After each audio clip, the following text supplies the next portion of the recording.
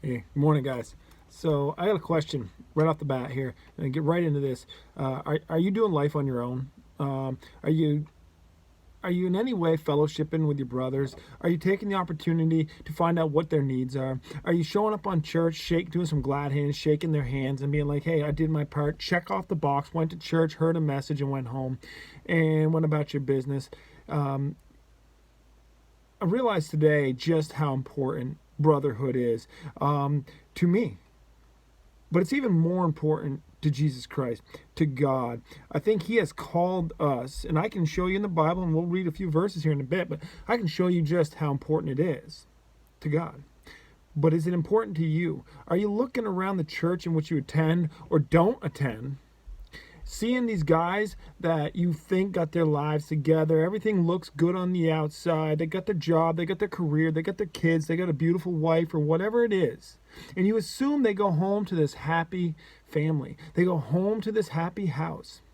what but maybe what they do is they go home to their house where they're holed up because they're afraid to go out and face the community, or their anxiety about going out and fellowshipping with people has kind of got them in a situation where they're just not comfortable with it, or whatever's going on inside their house or their heart has got them holed up, so to speak. They're not out there doing the things they need to do to become friends with each other. They're not out there maybe going out and playing sports or playing golf or going and meeting with them and having coffee, so they get to know you, so you get to know them, and you can share what's going on in your life. Because listen, I'm going to tell you this. Their life isn't put together like you think it is, and neither is yours. The truth is we need each other. We have to stop trying to do this with our knuckles clenched together in fists, thinking somehow we're going to manage this on our own. We're going to manage whatever's going on in our lives on our own. Whether it's financial woes, family woes, children woes, work, whatever else is going on, we have to stop trying to pretend like everything is okay when it's not. Call somebody up and say, "Listen, man, want to get coffee? You want to go play a round of golf?" For us here in the Northeast, we're not playing golf yet. But the idea is that we need to figure out a way to do this together. I'm so fortunate that I got a brother in the Lord that I work with every day. And, praise God, he's become one of my best friends over the last 20 years. But we don't all have that luxury. And, even in that, that's what he and I have.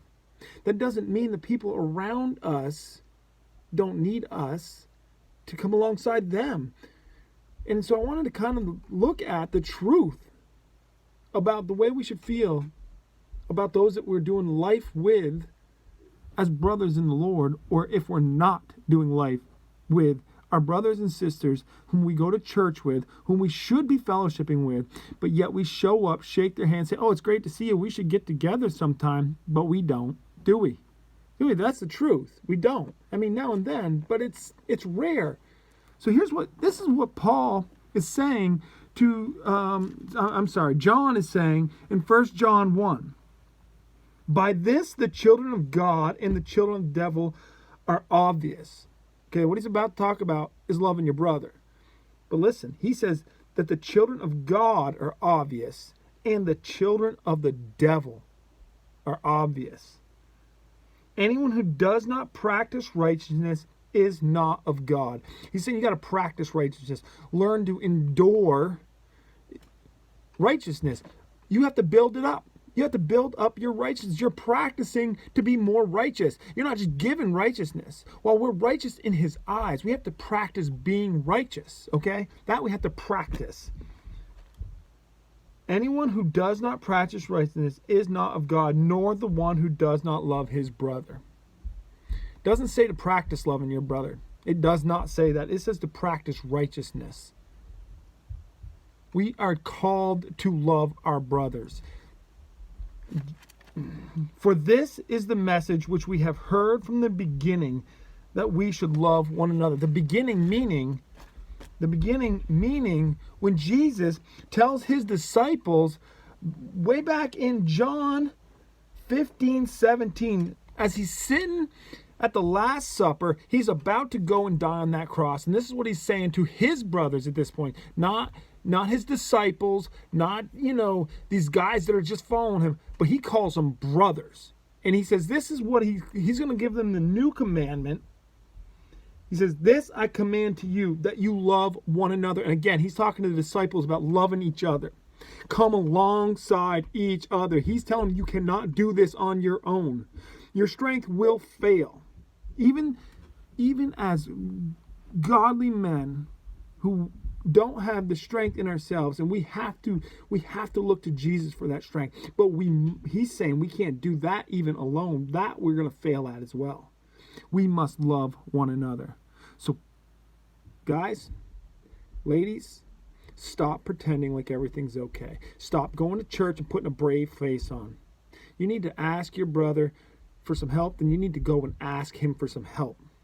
But furthermore, those of us who show up and don't invite our brothers and sisters to be a part of our lives, it says we're not of God if we're not loving our brothers. We are not of God.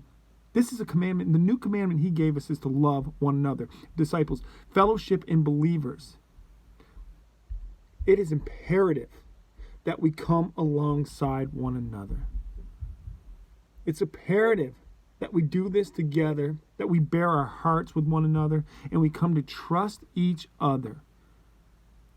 Let's get together. Let's get together. Here's what I'm going to do. I'm going to call a brother today. And I'm going to invite him and his family over for this weekend. I hope he says yes. But I encourage you to do the same. Let's reach out. Let's be real with each other. Let's be a part of each other's lives. All right. Y'all have a good day. Hey, listen. If you like what I got to say, please comment. Hit the subscription button. And like what we got going on here so we can keep doing it. Thanks. Have a good day, y'all.